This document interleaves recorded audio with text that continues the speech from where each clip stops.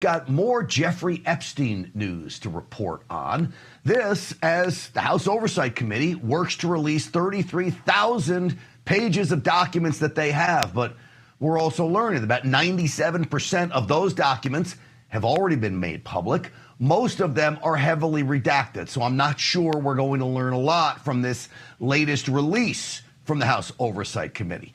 Today, there was a news conference held by Jeffrey Epstein victims. Now, some people involved in this news conference I trust a lot, like Lauren Boebert, Marjorie Taylor Greene, and Nancy Mace. There are others that I don't trust very much. Thomas Massie, the perennial thorn in President Trump's side, who calls himself a Republican. Gloria Allred, a lawyer who has been on some cases. I'm not sure I agree with her on many of them. And then Ro Khanna, a Democrat from California. So there were the victims, though, who were there. Alleged victims of Jeffrey Epstein. I actually seem to believe their stories. They seemed credible. This is one of them. We know the names. Many of us were abused by them.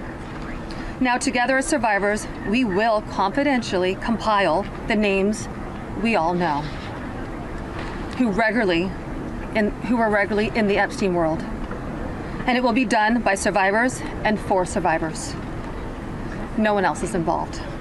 Stay tuned for more details.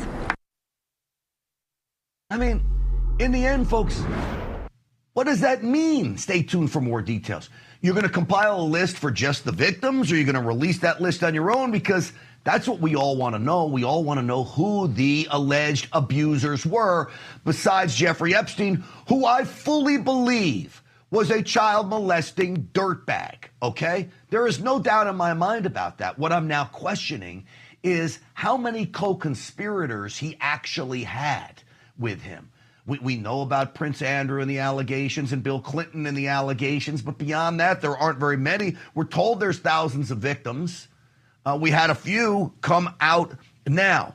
So I'm now becoming more and more skeptical of this story. Not that Jeffrey Epstein is a dirtbag, he is, but just how deep this story may run.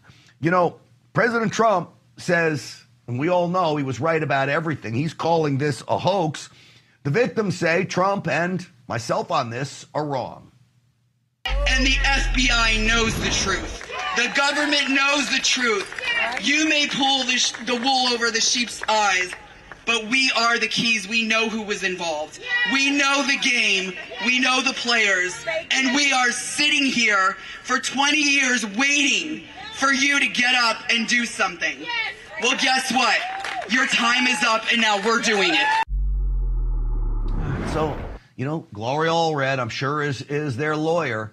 Time's up. I think she invented that phrase. That was from the bogus Me Too movement.